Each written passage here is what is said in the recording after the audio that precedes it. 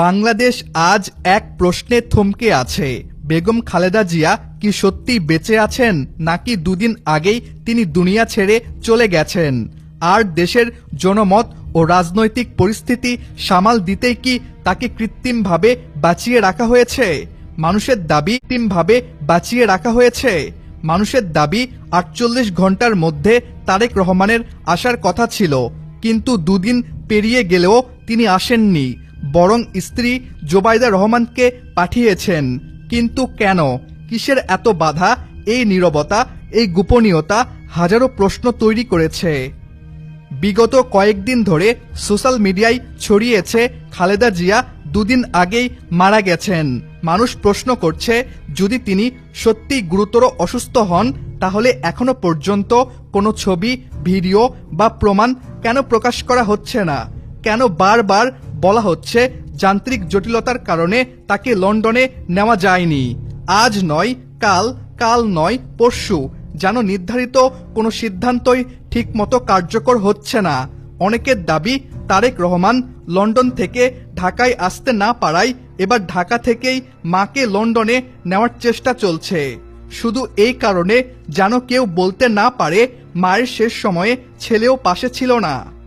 পরিবার এবং দলের নেতাদের অস্পষ্ট ও উত্তেজিত বক্তব্য মানুষের সন্দেহ আরো বাড়িয়েছে। আপনারা এই মিডিয়াটাকে কোন জায়গায় নিয়ে যাচ্ছেন? জোবাইদা রহমান আসছেন কিনা এই প্রশ্নে নেতাদের প্রতিক্রিয়া অনেককেই বিস্মিত করেছে। কেউ কেউ আবার দাবি করছেন তারা নিজ চোখে দেখেছেন তিনি বেঁচে আছেন। অন্যদিকে অনেকে বলছেন এসব গুজব। কিন্তু বাস্তবতা হলো, দেশের একজন শীর্ষ নেত্রী হাসপাতালে ভর্তি থাকলেও একটি ভিডিও বা ছবি পর্যন্ত প্রকাশ করা হয়নি। এটাই মানুষের বিভ্রান্তি বাড়ানোর প্রধান কারণ। হাসপাতালের সামনে ভিড় জমেছে হাজারো নেতাকর্মীর। কেউ দাঁড়িয়ে টিকটক বানাচ্ছে, কেউ দোয়া করছে, কেউ বা নিজের চোখ, কিডনি, ফুসফুস যা আছে দিতে প্রস্তুত, শুধু তিনি যেন সুস্থ হয়ে ওঠেন। মানুষের আবেগ তুঙ্গে। এই দৃশ্য শুধু একটি রাজনৈতিক দলের নয়, বরং পুরো জাতির প্রতি তার অবস্থানের প্রতিফলন। এদিকে সোশ্যাল মিডিয়ায় ছড়িয়েছে আরও একটি খবর। হাসপাতালের সামনে এসএসএফ মোতায়েন রয়েছে মৃতদেহ নিরাপদে বের করে আনার প্রস্তুতি হিসেবে। এটি সন্দেহ আরও ঘন করেছে। যদি তিনি সত্যিই গুরুতর অসুস্থ হন, তাহলে ছবির অভাব, ফ্লাইট ক্যান্সেল, এসএসএফ সব মিলিয়ে মনে হচ্ছে ঘটনার ভেতরে আরও কোনো ঘটনা লুকিয়ে আছে। অনেকে আশঙ্কা করছেন বেগম খালেদা জিয়া মারা গেলে বিএনপির নামগন্ধ পর্যন্ত মুছে যাবে। আবার কেউ বলছে এগুলো সবই গুজব। কিন্তু সত্য এই যে তারেক রহমান দেশে ফিরবেন কি ফিরবেন না, সেটিও এখন মানুষের কাছে বড় প্রশ্ন। কারণ একজন সন্তান যদি সত্যিই পারতেন তার মায়ের পাশে, তিনি সবার আগে দাঁড়াতেন।